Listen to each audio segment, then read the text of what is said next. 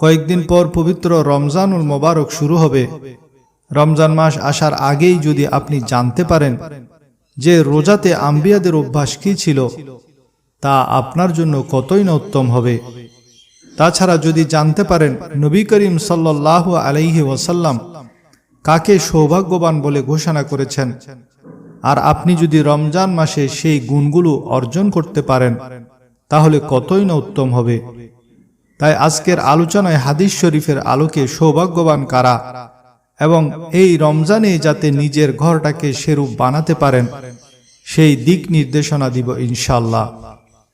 আন নাফি ইবনে আব্দুল হারিস আনিন নবী সাল্লাল্লাহু আলাইহি ওয়াসাল্লাম قال من سعادة المرء المسكن الواسع والجار الصالح والمركب الهني। অর্থাৎ নাফি ইবনে আব্দুল হারিস রাদিয়াল্লাহু থেকে বর্ণিত, নবী করিম সাল্লাল্লাহু আলাইহি ওয়াসাল্লাম বলেন, কোন ব্যক্তির সৌভাগ্যের নিদর্শন হল প্রশস্ত ঘরবাড়ি, উত্তম প্রতিবেশী এবং আরামদায়ক বাহন। প্রশস্ত ঘর হলো সেটা যেটাতে আল্লাহর জিকির হয়, কোরআন তেলাওয়াত হয়, সেই ঘরটি প্রশস্ত ঘর। কারণ যেই ঘরে আল্লাহর জিকির হয়, ঘরের লোকেরা নামাজ পড়ে কোরআন তেলাওয়াত করে, সেই ঘরে আল্লাহর রহমতের ফেরেশতারা আসেন, আর শয়তান সেই ঘর থেকে পালিয়ে যায়, যদিও সেই ঘর হয় খুবই ছোট। পক্ষান্তরে বড় বড় রুম, বিশাল বেলকনি, 3000-5000 স্কয়ার ফিটের ছাদ বিশিষ্ট দালান, আর তাতে যদি আল্লাহর জিকির না হয়, নামাজ না থাকে, কোরআন তেলাওয়াত না থাকে, তখন সেই ঘরে রহমতের ফেরেশতা আসে না, শয়তান বাসা বাঁধে, আর সেই ঘরের লোকেরা সারাক্ষণ পেরেশানিতে থাকে। উত্তম প্রতিবেশী থাকাটাও সৌভাগ্যের লক্ষণ। উত্তম প্রতিবেশী কারা? যদি আপনার প্রতিবেশী নামাজি কালামি হয়, পরহেজগার হয়, কোরআন তেলাওয়াতকারী হয়, আপনার বিপদে আপদে ঝাঁপিয়ে পড়ে। পক্ষান্তরে যেই প্রতিবেশী আপনার নামাজের সময়, আপনার কোরআন তেলাওয়াতের সময় বড় আওয়াজে গান বাজায়, আপনার বিপদে হাসে, সে আপনার উত্তম প্রতিবেশী নয়।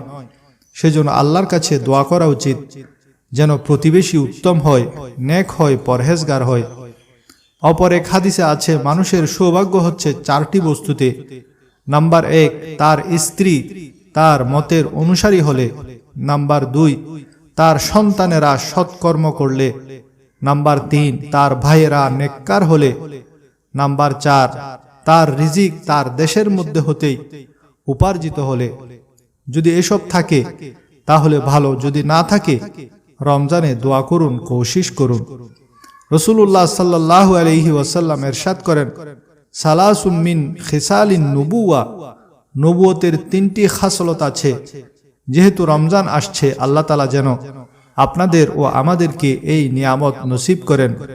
তাজিলুল ইফতারি ওয়া তাখিরুস সুহুর, ইফতারি দ্রুত করা, তাড়াতাড়ি করা, আর সেহরি দেরিতে করা, আর নামাজে নিজের ডান হাত বাম হাতের উপর রাখা। এগুলি হলো আম্বিয়াদের অভ্যাস। ইফতারের সময় হলেই ইফতার করে নেওয়াটা খুবই গুরুত্বের সাথে নিবেন, আর ক্যালেন্ডার দেখে সেহরির শেষ সময় অনুসরণ করে রাতের একদম শেষ ভাগে সেহরি খাবেন, কারণ এসব হলো আম্বিয়াদের অভ্যাস। আর নিঃসন্দেহে আম্বিয়াদের অভ্যাসে অফুরন্ত কল্যাণ এবং বরকত আছে।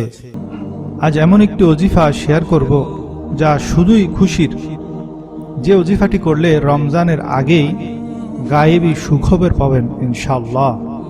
ওজিফাটি বুঝতে হলে শেষ পর্যন্ত সম্পূর্ণ আলোচনা শুনতে হবে, অর্ধেক শুনে ওজিফাটি বোঝা যাবে না।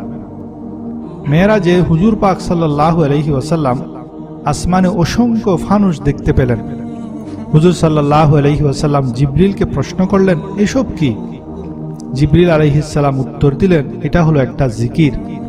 আপনি কি জানেন সেই জিকিরটি কি? হ্যাঁ, সেই জিকিরটি অবশ্যই আজ জানাবো। তার আগে আরাফাতের ময়দানে হুজুর পাক সাল্লাল্লাহু আলাইহি ওয়াসাল্লাম বলেছেন, এই আরাফাতে আমার এবং আমার পূর্বের সকল আম্বিয়া কেরামের দোয়া, আমার আগে যত নবীগণ হজ করতে এসেছেন এখানে এসেছে, সকলের একটাই দোয়া, একটাই ওজিফা ছিল, আপনি যদি প্রতিদিন সেই ওজিফাটি 100 বার পড়তে পারেন, জীবনে কোনো ধরনের দুঃখ, কষ্ট, বিপদ আসবে না। আর আল্লাহ তাআলা গায়েব থেকে খুশির খবর দিবেন। প্রতিদিন কোনো না কোনো খুশির খবর শুনবেন। প্রিয় বন্ধুরা, আজ তাহলে মোট 2টি ওজিফা শিখব। প্রথমটি মনে আছে, মেরাজে আসমানের ফানুস। সেই ওজিফাটি সম্পর্কে আরো কিছু হাদিস বলি, শুনুন। হযরত আবু যর রাদিয়াল্লাহু তাআলা আনহু বলেন, প্রিয় নবীজি একবার আমাকে বললেন, আমি কি তোমাকে জান্নাতের গুপ্তধনগুলোর একটির সন্ধান দিব না? আমি বললাম, হ্যাঁ ইয়া রাসূলুল্লাহ সাল্লাল্লাহু আলাইহি ওয়াসাল্লাম। তখন নবীজি বললেন, সেটি হলো লা হাওলা ওয়ালা কুওয়াতা ইল্লা বিল্লাহ। মেরাজের রাতে প্রিয় নবী আসমানে যে ফানুস দেখেছেন, সে ফানুসগুলি হলো লা হাওলা ওয়ালা কুওয়াতা ইল্লা বিল্লাহ। তিরমিজি শরীফের 3581 নং হাদিসে এটাকে জান্নাতের দরজাসমূহ থেকে একটি দরজা বলে আল্লাহর প্যারা হাবিব আখ্যায়িত করেছেন। তাছাড়া তিরমিজি শরীফের 3460 নং হাদিসে বলা হয়েছে যে এই জিকিরটি করবে, সাগরের ফেনা রাশির পরিমাণ অপরাধ বা গুনাহ যদি থাকে, আল্লাহ রাব্বুল আলামিন তার সে অপরাধ, সেই গুনাহ ক্ষমা করে দিবেন। প্রতিদিন জান্নাতের গুপ্তধন লাভের জন্য এই ওজিফাটি পড়ুন। এবার আসুন আরাফাতের ময়দানে সকল নবীদের ওজিফা কি ছিল তা জেনে নি।